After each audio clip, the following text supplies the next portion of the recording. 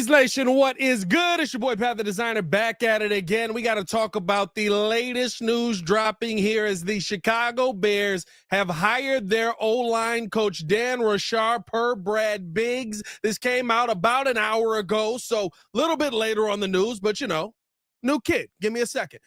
No, listen, this is big news here. This is the news that a lot of Bears fans have been waiting for. Let me know your thoughts in the comments below. Hit that like button, subscribe to the page, leave that 5-star review. Y'all know what to do. Appreciate you guys for tuning in and showing love as always. Love the fact that the Bears finally got this done. Rashar was somebody who was kind of at the top of my list for a little while now when you were talking about some of the names that could have been out there. I think, again, this still goes down. This still is just adding to the star-studded coaching staff that the Chicago Bears organization is looking to build. This still adds to the style of coaching staff that the Bears have said that they were going to invest in. Bringing in Dan Rashar out of Tulane. He's got a ton of ties in the NFL world. I mean, you're talking about, to me, bringing that experience to the offensive line, bringing the conversation of somebody who already, again, has those skins on the wall of development, of top-tier talent, of people that have come into the league. Those are the things that you like to see when you talk about a guy like Dan Rashar. I think that he was somebody who, for me, was always interesting. He spent his time, again, go back. The Saints connection is there. He was the offensive line coach for the New Orleans Saints in 2016 to 2020. He spent a ton of time with the Saints. He was their running backs coach in the beginning, so also understanding how to complement the running back room along with the offensive line. He was also their tight ends coach, and then, of course, spent time as their offensive line coach, like I said, and has been the offensive line coach at Tulane from 2023 to the present here. This to me is, again, just investing in a top-tier coaching staff, just investing in the future of your franchise, investing in the fact that you've got these young pieces on the team that, to me, have you gotten the most out of them? We can sit here and I can debate you that I love every single offensive lineman that the Chicago Bears have brought in, right?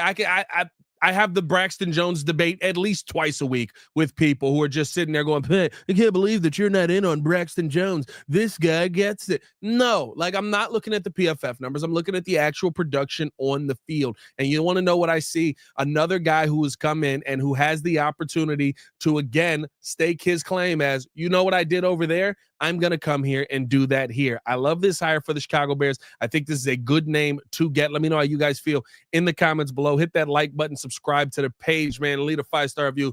Y'all know what to do. Now, again, there's a couple of pieces left on the line or on the coaching staff as a whole that still need to be fixed. I guess the defensive line coach that we hired is not the defensive line coach, but he's like a defensive assistant. So we're still looking for a D-line coach. I don't know how that all went down or how that got out that he was the D-line coach, but here's the bottom line of all of this. Again, as I look around the staff, as I look around what Ben Johnson is bringing to Chicago, as I look at around it, how these guys are going out and looking to add to this team, right? Like, it's different. It's a different conversation than what we've ever had with the Chicago Bears. It's a different want to than what we've ever had with the Chicago Bears. I'm not going to sit here and give you this 30-minute video on Dan Rashar about how great he is, but I think he again speaks to the point in the grand scheme of things of you have a legitimate head coaching candidate in here who came in and said, I'm going to give you a staff that this organization should be proud of, that this organization should have had the entire time. And he's gone out and he's done it. And you look at every term and you see guys that have excelled in development. You see guys that have excelled in play calling. You see guys that have excelled in a multiple of fronts for the Chicago Bears. I think that adding that in to this team is only going to make what you already have on the roster better. That's the goal. It's not, listen, I want to go out and get all the best pieces in the world, right? I would love to. I would love to go out and say, we're going to get Trey Smith and we're going to get Drew Dahlman and we're going to take Indiana and then we're going to take Colorado and then we're going to take Myles Garrett. Yeah, I would love to do all of that, right? But realistically speaking, I don't know how much money the Bears are going to spend versus going out in the draft and trying to add people in here, which means you're going to have to develop some of the pieces that you currently have on your team. That's what it comes down to. You've got pieces on your team that you need to actually see start to take steps in the right direction. These are the kind of guys that can do this. Yes, you've got some young pieces here, but who's to say that a Matt Pryor is not here next season? Who's to say, heck, Darnell Wright is the main piece that you need to develop. To me, I think we saw him take a little bit of a step back this season, or at least not vastly improve this season, if we're going to say anything, right? That can't happen moving forward. He's a top 10 pick. He's a top 10 pick. You need to see him go out there and play better. He shouldn't be continually getting beat to the outside. He shouldn't have. Now, again, does having better talent next to him help? Sure. Does having a Trey Smith next to him help? Sure. Does having a starting center who's not beetling on his back every time? Sure. Does that help? Of course it does. But it also helps to get the most out of these guys and develop the guys that you have on the roster. And I think that's something that we've seen out of Dan Roushar in his time. Again, he's been around football forever. Coaching career starts back in 1986, where he was out in Butler. He was an offensive line coach at Rhode Island in 93. He's been an offensive line coach at Northern Illinois.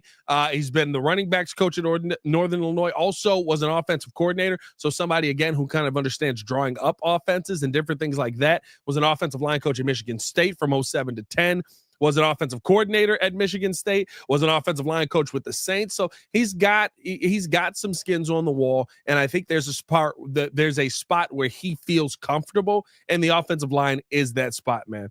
Appreciate you guys for tuning in and showing love. If you haven't done so, hit that like button, subscribe to the page, leave a 5-star review. Y'all know what to do. If you're on the Twitter side, man, hit that retweet button as well. Appreciate y'all for tuning in and showing love. Jason said Darnell Wright needs to put in Javon Dexter work. I think he put in a ton of work this offseason. I think the offensive line is a very symbiotic relationship. If the guy next to me isn't great, it's going to make me not look good. I think there were moments where he struggled, but I think you kind of look more at the makeup of the O-line and the inconsistencies that were always next to him. Kenny Adams said Darnell Wright will take a step forward this year. I hope so. Listen, you can't miss on top 10 picks. You just can't. You can't miss on top 10 picks. That's franchise altering when you miss on picks that high, unless you just find a gem later on. So I'm there with you. DJ Wilson said, "Can I get a small glass of Kool-Aid?" Listen, if you want to sip the Kool-Aid, dog. Look, that's water. Water is reality. The reality is I'll believe it when I see it. But if you want to start sipping the Kool-Aid, sip the Kool-Aid. Pterodactyl Pops, wasn't Kevin White a top 10 pick? Yes, he was. And guess what? Terrible. So was Mitch Trubisky. Terrible. A lot of misses on that one. The only one he really hit on was Roquan, if we being 100% honest. But no, man. I mean, I think here's the thing now, right? The staff looks great on paper. Every single coaching hire from this point on, we're going to say that. The staff looks great. Oh, my God, look at the staff. Pause. That's crazy, Pat. Jesus. That was nuts. Excuse me. Every single coaching hire from this point on, we're going to be excited about, because you have put together such a star-studded staff. Look, when you talk about Ben Johnson coming in, he goes and gets Eric Bieniemy. He goes and gets Antoine Randall, Al Harris, Dennis Allen, right?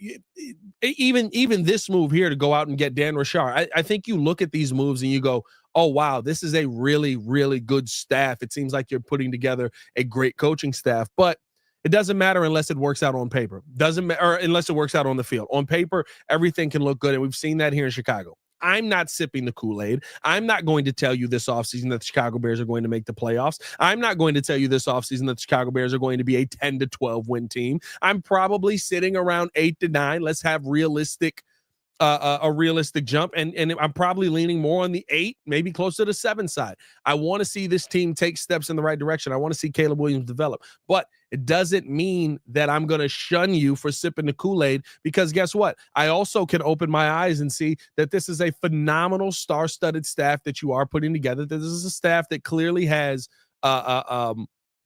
I keep saying this term, but clearly has some skins on the wall, clearly has some developmental skills, clearly has names that they have brought in, have found, have scouted, that they've said, no, this guy's the answer, and you're able to get the most out of it, clearly have development on their side. So it does feel very different than what we've seen from the Chicago Bears as a whole. But at the end of the day, it still comes down to getting it right. And that's going to be up to the Bears to see if they are going to be able to get this right at the end of the day. Again, let me know you guys' thoughts in the comments below. Hit that like button, subscribe to the page, leave a 5-star review. Y'all know what to do. Chicago Bears hired Dan Rashar as their next offensive line coach. I'll be down in the comments talking with you guys as well. We will be live for the Windy City Breeze today at 6 o'clock. So make sure that you tap in with us over there. We're going to be talking, of course, about the offensive line hire. Going to be talking about the Myles Garrett requested trade out here. Should the Bears be in on that? Myles Garrett requesting a trade. My ears are perked up, and you're going to have to trade some draft capital to get him. We'll be talking about that on today's Daily Show as well. As always, man, it's your boy Pat the Designer back at it again. Y'all stay safe out there, Chicago. Bear down. One love. Peace.